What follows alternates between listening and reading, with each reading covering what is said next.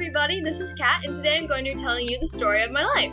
Well, not my whole life, but my mental health story. So let's get started. There are some ups and downs, but I think you'll enjoy it. I was born in Rhode Island on October 7th, 1996. I was delivered by C-section 2 weeks after my due date, probably because even back then I didn't like change. But my dad was happy because football was on. From birth to age 4, I was pretty normal. I would stay with my mom or a babysitter all day and then hang out with my dad at night. He was always the one who would play with me and bring me places, and I really enjoyed that. One weird thing I did when I was young is that I used to arrange things, like sorting things by color or keeping them in a straight line. In an old video, I was arranging my tiny toddler chairs in a straight line, and my cousin moved one of them. I tried to fix it, but we were only like 2 and she wasn't very helpful. When I was 5, I started getting really shy. I hated being around new people and I hardly ever talked, especially at school. In school, the teachers loved me, but didn't understand why I wouldn't talk or raise my hand. I remember in 3rd grade I raised my hand once in class, and my teacher sent my mom a note home about it. She was extremely happy. Because I was so shy, I had no friends in school. I would spend recess by myself most days or hang out with the teacher. I did, however, have friends in my neighborhood, Brittany and Rochelle, but I only saw them after school and at the bus stop since they were older than me, so I was very lonely in class. My shyness and anxiety got so bad that my mom took me to see a therapist. I wouldn't talk to her at first, so we would just play games, and I would totally own her in this puzzle game I liked. Eventually, though, she did get me to talk to her. In 4th grade, things started looking up. I went to a new school and I had a great teacher. I also met my best friend, Andrea. We bonded over a math project and became great friends. We did so many fun things together in that school. 4th grade to 6th grade were my best years in public school because of her. We also met a new friend, my neighbor Oz. The 3 of us were almost exactly like Carly, Sam, and Freddie. Our personalities matched almost perfectly. However, I also met another new friend. She was super nice and we played together and stuff, but all of a sudden one day she started ignoring me. After becoming so close and having her throw me out like yesterday's sandwich, I was so confused, and that was the first time I felt worthless because of a person. After having 3 pretty great years, I went to middle school, and it was awful. I made new friends, but they were very superficial. All they cared about was being popular. Also, I found the work way too hard. I could not learn the way the teachers taught, if that makes sense. The only good thing about it was I still had Andrea, but she was in all different classes from me and we didn't even have lunch together. During 7th grade, I started feeling very down. I was sad and stressed out all the time. I had no coping skills, so I would take it out on my parents. Yelling at them and throwing things was a normal occurrence. I felt like nobody understood me. I would often yell at my parents that I felt different and that I was sad. I had a negative attitude and my thoughts were negative as well. My therapist suggested my parents bring me to go see a psychiatrist and get tested for depression. So after 3 psychiatrists and psychologists and many tests, these 2 psychiatrists diagnosed me with clinical depression and generalized anxiety disorder. I remember those 2 psychiatrists were kind of goofy looking. One had big ears and the other had a big nose. Me and my dad were laughing about it on the car ride back. They offered me medication and I tried Prozac, but I hated taking it. I stopped after the 3rd day. After I got diagnosed, I was glad I knew what it was. I told my friends what was going on and why I acted so down a lot, thinking they'd be supportive. Instead, they told me I wasn't messed up enough to be depressed, that I had a perfect life and shouldn't be sad. The thing was, I didn't know why I was sad. I just was. PSA time. Depression is an invisible illness. Just because you can't see it, it doesn't mean it's not there. In the summer before 8th grade, I started talking to this girl on Facebook. We'll call her Bully. She went to my school and was in my grade. Brittany warned me about her, telling me she was mean to her, so of course I wanted to know why. I asked Bully why she was mean to Brittany and suggested that she was jealous of her. From that moment on, Bully and her friends targeted me. At first I fought back, but then I just decided to ignore her. They got the whole school, besides my friends, to hate me though. When I tried to tell my friends about her, they agreed she was mean, but they would still talk to her and her friends anyway because Bully was popular. The bullying got so bad that she was sending me death threats. But nobody cared. We took it to the school, but since it was happening online and over text messages, they said they couldn't do anything. My parents decided to take it to the police, so they talked to her parents and she stopped, for the most part. There was still a little bit of stuff going on at school, but I would always tell a guidance counselor. I tried not to let the bullying bother me and just ignore her, but it still hurt me a lot that my friends would always take her side, even when I was there for them when they got bullied. All this caused me to get more depressed. When me and my best friend got into a fight, she started using tactics like the bullies would use.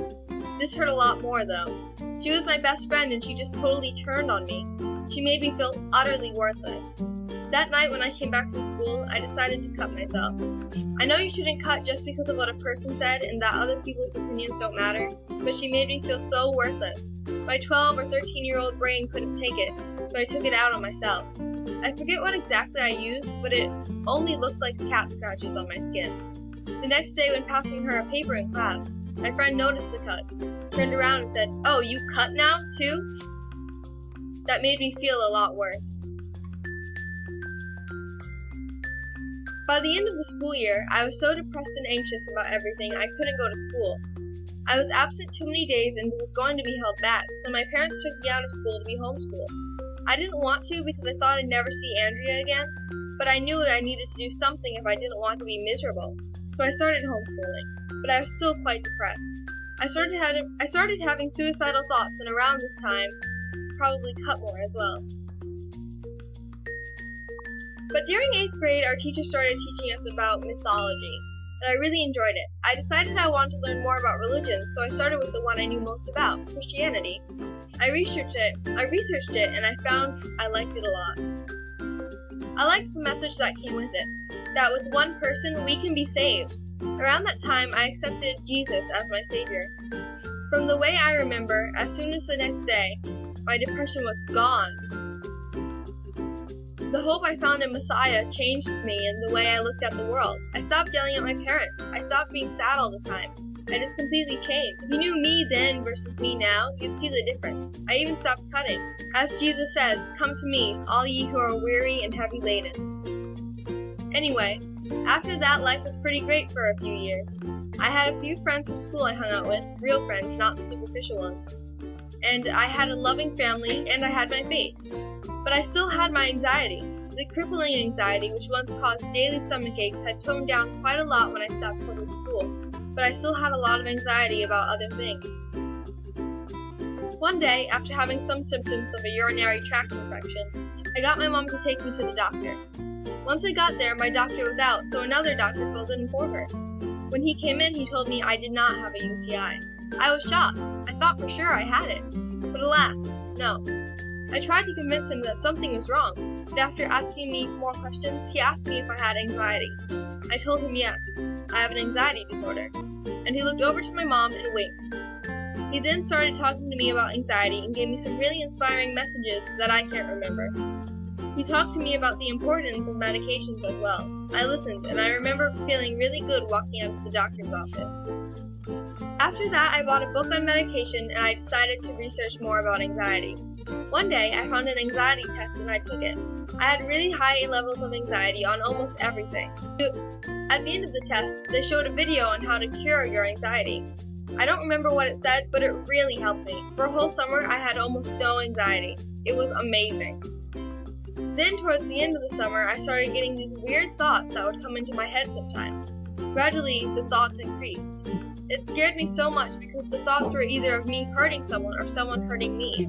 I didn't know what to do about them. I told my therapist, but she wasn't very helpful. It got so bad I started self-harming by hitting my head against something or pinching or scratching myself when I got a thought.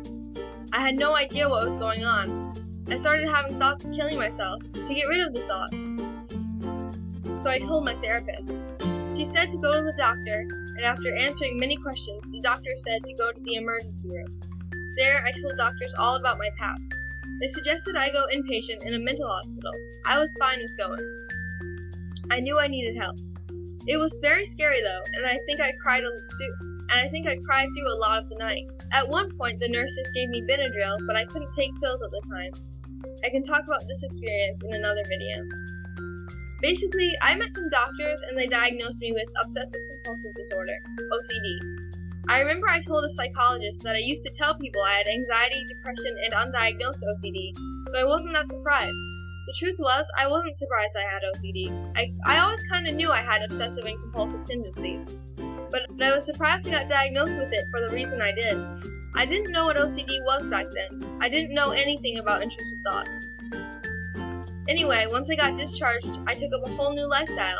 I went out and bought all new things to do my coping skills, as they had taught me.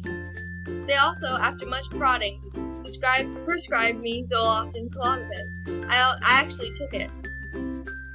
Things did not get better though. They got worse. My OCD got really bad.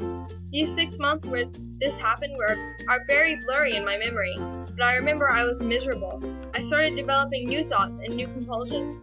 It took over my life for a while. I couldn't sleep, I couldn't eat, I couldn't read, nothing without OCD getting involved. Only I didn't know it was OCD, because OCD would tell me to pray or do something really certain and kind of religious. I thought it was God sending me messages. One day a voice told me not to take my medications, so I stopped. Never stop your medications! I started going through withdrawals, and withdrawals are not fun. So they sent me back to the mental hospital. They also prescribed me a new medication. They switched out the Klonopin for risperidone. This time, though, they were preparing for a new OCD program at the hospital, so after I got discharged, they sent me right to the partial program until the OCD program started. The problem was that I wasn't eating right because I wanted my kitchen to be kosher and it wasn't. My vitals got very low, so they sent me back inpatient so I wouldn't have to go to a physical hospital. This time I stayed 2 weeks. When I was discharged, I started the OCD program. They taught me about exposure and response prevention therapy and how to fight my OCD. I learned there that coping skills do not work with OCD. It works as a distraction but does not help in the long run. I gained a lot from that program and I made a lot of good friends too. I stayed there for 6 months and worked hard on myself. I drastically changed during those 6 months. I worked on my social anxiety as well as OCD, so I got a lot more outgoing. Now I'm on the road to recovery and I'm on a roller coaster that only goes up. I want to share my story so you all can know that if you have mental illness, you are not alone. Everybody comes in contact with mental illness, even if they do not know it. Keep staying strong and live with hope that tomorrow will be better, because you never know what might be right around the corner, waiting to change your life. Thank you for watching, and please subscribe for more videos on mental illness, and to follow me in my journey of recovering from mental illness. Bye!